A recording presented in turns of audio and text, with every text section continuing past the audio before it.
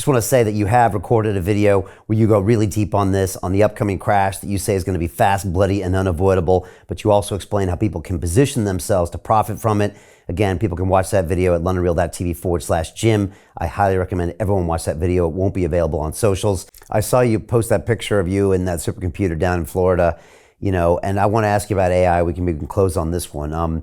Obviously, the whole world's been paying attention to AI, mainly because of ChatGPT. In December, it came out and really woke everybody up to it. They went from 0 to 1 million customers in, I think, 4 days, which is the fastest adoption of technology in human history that I'm aware of, then up to 100 million customers in a month. And now they released ChatGPT 4, and now everyone's talking about when is the AGI coming, artificial general intelligence. Even in an interview recently with Sam Altman asking the interviewer, is this AGI? Do you think it's AGI? We've been following this closely. I've had Ben Goertzel on, who's the Chief Science Officer of SingularityNet. He's been on the show before, talking about some of the ramifications. What do you see here, Jim? What do you see? Well, AI is exploding, it's biggest topic in certainly technology circles, but also other circles, financial, military, business, et cetera, because if the AI lives up to its promise, then there's a whole bunch of problems in all those fields that could get solved almost overnight, medicine, et cetera. So it's exciting, a little daunting. There were three things you need. My first AI conversation was with a consultant from Arthur D. Young in like 1979. So, I mean, it's been around. There are writings from Aristotle, 2300 BC, where he was speculating about what happens when it was, basically a spinning wheel, a loom kind of thing. What happens when the loom works itself and you don't need to do it by hand? What do we do with all the leisure time? So this is Aristotle, right? Alan Turing in the 1950s, same thing. So there's a lot of writings on it. So why is it so big right now? We need three things. One, you need a theory or a vision. Kind of need to know what it is. That's what Alan Turing provided. Then you need data. Like a fast computer doesn't matter if you don't have billion pages of data. And that really kind of came along in the 90s with the World Wide Web and search engines and all the rest. So, okay, now we got the theory. Now we got the data. We got access to the data. The missing ingredient, the third thing, was processing speed. It kept getting faster, Moore's Law, but now we're there. So you can... and then self-learning, which is, okay, the computer kind of talks to itself. Like a computer produces an output, but it evaluates its own work and says, I could have done that a little bit better. So I'll change my code myself, meaning the machine, to make it better the last time. Well, now when you're into machine learning, you don't know where the machine's going. Like, you know what the output is, you know what it can do kind of, but you don't know how anymore because you're not coding it. It's off on its own. And then ultimately, do the machines take over, Terminator and all that? And they're legitimate concerns. There are some safeguards. But one of the things that we've seen already is that the machines will make things up. Like there was a guy who said, he was on ChatGPT and he said, tell me about, and the blank was himself. He put his name in. Tell me all about so-and-so. Machine took a few minutes, came back with a pretty good biography. It's like, born, et cetera. And the guy's reading it and it said, died in 2019. It's like, I think I'm still alive.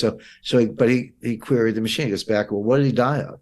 But the machine came back with like a pretty good description of how he died and the obituary and all that.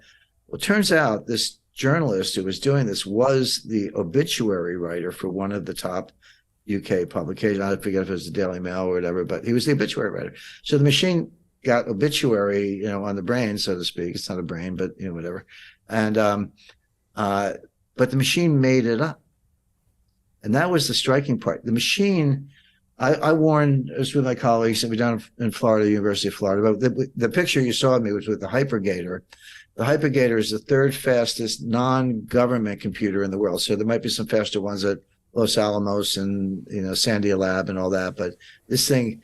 And it turns out that the founder of Chris Malinowski of NVIDIA was an alumni of the University of Florida. I mean, I'm kind of new to the whole SEC thing and all that. I've been involved in the field, but you get down at the University of Florida. I mean, the Gator loyalty. The Gators, their alligators, their motto. Oh, sorry, their mascot. So everyone's They refer to themselves as double gators or triple gators if you have 2 degrees or whatever. Anyway, the NVIDIA founder is a Gator. He's a Florida alum. He donated these things, like banks of NVIDIA, top high-end processors, faster than the ones they use in Bitcoin mining. So they built this machine. And it's unbelievable. And I was taking a tour of it with the engineer. But another thing that's going on. So these computers make things up, but beyond that, they feed on information. So we're already you mentioned information warfare, Brian, and you're right. But imagine information warfare conducted in an AI environment. So some of the bad actors, malevolent actors, are already flooding the internet with false information that the computer will hoover up and not know is false information, but will include it in its analysis. This is like planes putting out chaff to mess up radar, and stuff like that.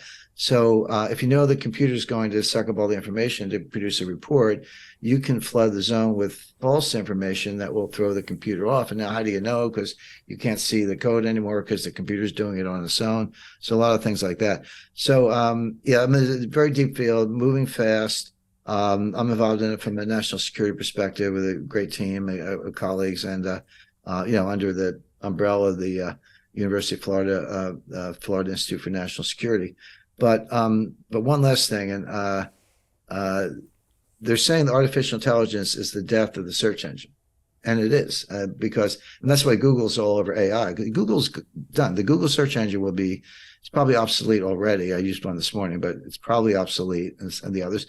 But we're all going to have chat, whatever, GPT, generalized, pre-trained AI systems. But I can tell you what's going to wipe out AI, because your viewers like to move a couple of steps ahead, right? We're coming out the end of a 2,300-year-old tunnel that we entered with Plato. When Plato in chapter 10 of the Republic trashed Homer, said we got to get past Homer. And everyone's like, hey, Homer's a pretty good poet. Plato's a pretty good philosopher. Why is he trashing Homer? Well, the answer is Homer never wrote a thing. It was all oral. It was all recited over and over and over. And that's how you memorize it. And then later on, somebody wrote it down. And Plato was a writer, and he insisted that we had to use the phonetic alphabet to get into writing. We've been doing that ever since, like about the stages and Gutenberg and the printing press and all that. You got to go back to Marshall McLuhan and others to follow that thread. But we're now in a world where we're leaving the phonetic alphabet behind. We're coming out the other end of that tunnel. And you see it, and I don't mean this in a frivolous way, hip hop, rap. What's an emoji? It's a hieroglyphic. What's a QR code? It's a hieroglyphic. And as we're going visual, oral in the AURAL sense, Marshall McLuhan said when they sent out the first satellite, the entire globe became a human artifact because we wrapped it in aluminum foil. So the point being, and this, by the way, maybe another day we'll talk about how this relates to Bitcoin, but when you leave the phonetic alphabet behind, all those billions and billions and billions of pages and all that code, all based on the alphabet, suddenly becomes obsolete. It's a powerful message. You just said that. Yeah, I was actually just listening to the chief technical officer of OpenAI, and they were talking about how the AIs need to learn from other mediums, right? Because they've been studying all of the written text that man's ever created, but there's layers and layers and layers above that. And like you said, the future is understanding that layer of communication. Yeah, there's a lot to think here. I'm definitely keeping my eye on the AI. I think most people are sleeping on it. And, it just moves so fast when it does move that, look, the next few years are going to be very spicy, to say the least. So Jim Rickards has just recorded a video that's not available to anyone in the public, and he's going to be talking about how this upcoming recession is going to be fast, it's going to be bloody, it's going to be nasty. But at the same time, he's going to show you how you can position yourself to profit from all of this chaos. Now, we've made this video only available to our viewers. Go to londonreal.tv/Jim. Watch that immediately. I can't say enough good things about Jim Rickards. He understands the global economic system better than any guest I've ever had on London Real.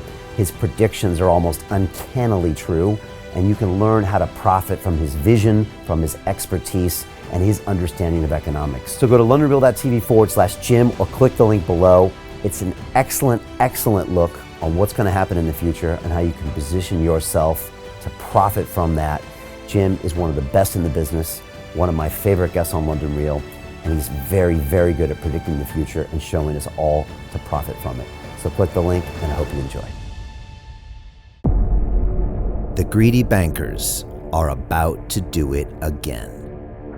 In 2008, they crashed our financial system and nearly bankrupted the entire global economy. Then they received trillions of dollars in government bailouts. And after, they demanded fat bonuses paid for by you, the taxpayer.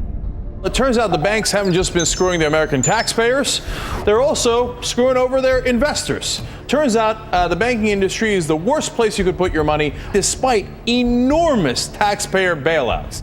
Now the bankers are back to take away your financial freedom. They lie and tell you that cryptocurrency isn't safe. They try to make it illegal for you to choose how to invest your hard-earned money. They lie and say cryptocurrency is used by money launderers and criminals. But look at the record. It's the banks themselves that launder hundreds of billions of dollars every year to the biggest criminal operations in the world. Leaked documents have revealed how some UK banks have helped criminals, money launderers and Russians under sanctions. American authorities discovered that the Sinaloa cartel moved $881 million through HSBC accounts as bank officials turned a blind eye to the illegality. The bankers lie and say cryptocurrency is not a real investment. Meanwhile, the smartest CEOs in the world are buying billions and billions of it. The truth is that banks lie about cryptocurrency because it makes them scared. The banks take $9 trillion per year of your hard-earned money, and they are worried that they will finally be exposed. They're scared because crypto means they can no longer control your money, which means they can no longer control you. They are scared because you might actually understand your money and intelligently decide what to do with it. Now is the time for us to come together, fight back, and take control. It's time to educate ourselves, our families, and our communities. Because financial education means financial freedom. We know that cryptocurrencies will help us build the new decentralized financial system of the future. A banking system that is of the people, by the people, and for the people.